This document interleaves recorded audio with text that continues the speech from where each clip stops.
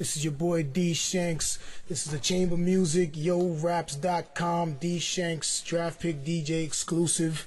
I'm here today with a brother who needs no introduction, but I'm gonna introduce him anyway.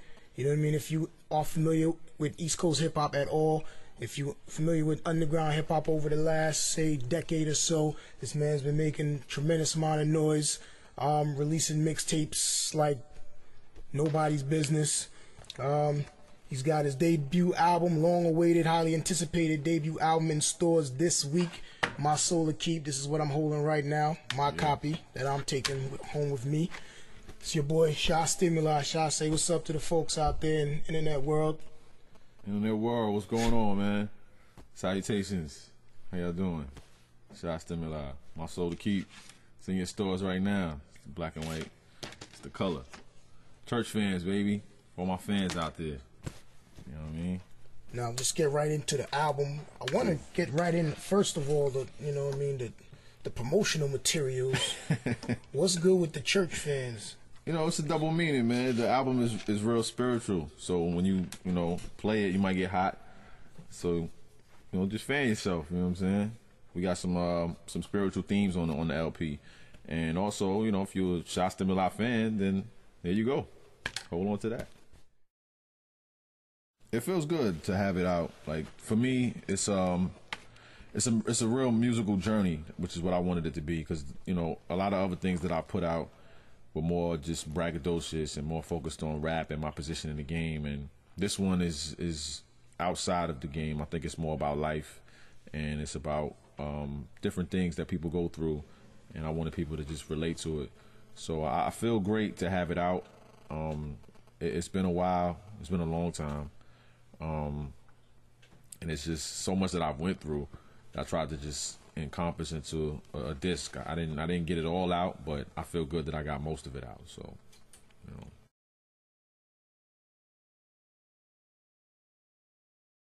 Nah, definitely not. The Emotion picture, one, I had money behind me, so that would have made it different. I would have been able to pay producers and features and things like that, and with a budget. It changes, the feel, the mood that you're in, the place that you're in, period, because the songs just come out different when you're working with, when you're in a different place. And I think when you know that you're trying to get radio and trying to get spins and trying to get, record sales, it's a little different from doing something like this. And the reason it's titled My Soul to Keep is because I went through all that and I'm still keeping my soul. So we weren't set to try to sell a whole bunch of records. We didn't go in the mindset of what are we gonna do to get popping or get popular. So I think this is definitely something different. This is me evolving as a human being throughout the whole CD. So it's definitely totally different from what I was working on Virgin.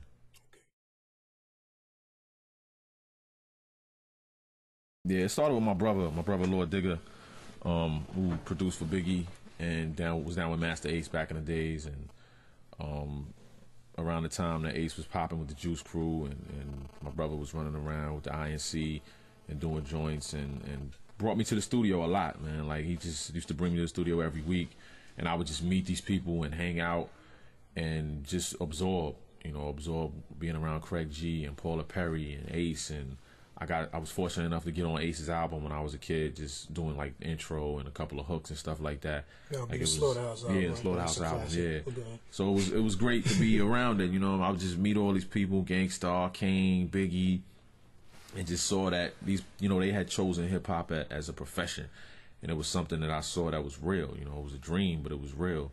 Like, it was right in front of my face. So that kind of made me just want to go hard with it.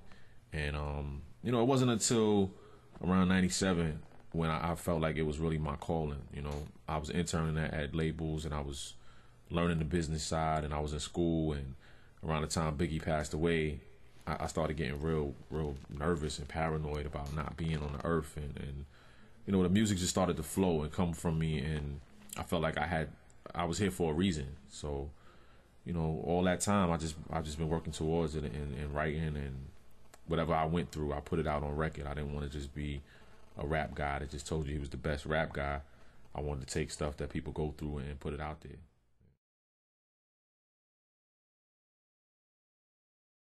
real simple. Lenny S, who I actually interned for at Roc-a-fella. So for all y'all out there that want to intern or grind, just to let you know that it took 7-8 years of me being at Roc-a-fella and then keeping that contact, and then the same person ended up signing me in 2005. So it was a beautiful thing. He was formerly at Def Jam, was at Virgin. Jay-Z took the job at Def Jam and basically asked Lenny to come back, and Lenny said cool, and he wanted to bring me over, and everybody was cool with it. So during that process, we were continuing to grind, continuing to record, continuing working on music, and I looked up, and the transfer didn't go through as fast as it was supposed to. They told me how much I owed Virgin. They told me what it would take, or it was supposed to be nothing really. It was supposed to just me, paperwork being transferred over, but it didn't happen that smoothly. So, 1 week turned into 2 turned into 3 months, 3 months turned into 6, and during that time, I'm still doing interviews like this. I'm still talking to people, and they're asking me, "What's up? What label are you coming out on?" Because Virgin pretty much caught wind that I was leaving and closed the door. They were like, "Well, your A&R's gone. You have nobody here. The budget is closed. We're not dropping you, but you're still on the roster." So being that they didn't drop me, and for all y'all that don't know, like, if they don't drop you, you still owe that money, but they're not putting you out, and you can't go anywhere else. So you can't make money. Can't make money. You can't pay money. Yeah. So it's just like, I was stuck, and they thought I was trying to get dropped purposely so that I wouldn't have to pay them back the money. Mind you, I was just an artist trying to come out with music. I wasn't thinking about the politics or the business or anything like that. But all the while, I'm popping up on Def Jam mixtapes. I'm getting congratulations across the industry. Yo, you going to Def Jam? And I believed it. So I'm thinking, all right, let's go. It's a new beginning. But that new beginning, it didn't materialize. And, it turned into almost a year of me being in limbo. And this is before Twitter and Facebook and MySpace wasn't even popping like that. So I couldn't even put the word out to people what I was going through. It was just, I wasn't out, I'm thinking that I'm going to take a little hiatus and resurface on Def Jam with Jay backing me. And, I spoke to him a few times, which is probably where that "What Up Hove" came from, just because I looked at him eye to eye and thanked him for bringing me over, and we talked. And I felt like, he knew my story. He knew the situation.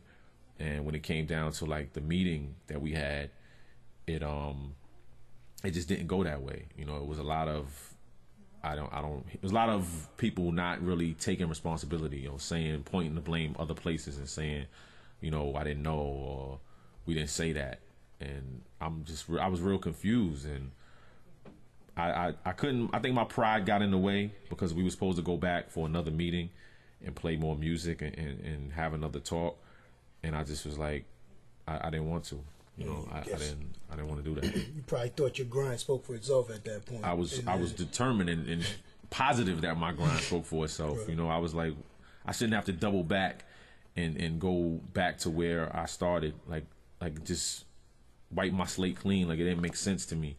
But that year of me not being on the net or doing whatever I was doing, a lot of people surpassed me, because they saw the blueprint of somebody that was grinding on websites and putting the mixtapes out in the street. And I like you said, I was in rotation on a couple of stations with no record deal, and I did the remix for a Janet Jackson record, and that got that in rotation. So there's a lot of things that I was doing that was grassroots, that was for me to get a record deal, and I didn't have the mind power to do it again. I was drained. I was gone. Well, it took a little bit of time for me. I started to release music again in 2006.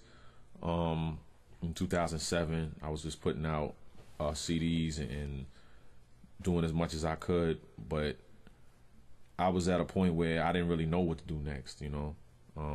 I thank my dude, Mr. Fame, for just helping me out and sticking by my side. And DJ Victorious came into the fold, and that's when we decided to put out the 12 CDs. And that was like a rejuvenation for me, because it gave me something to do. It gave me something to focus on, and it helped me get better as an artist and a person.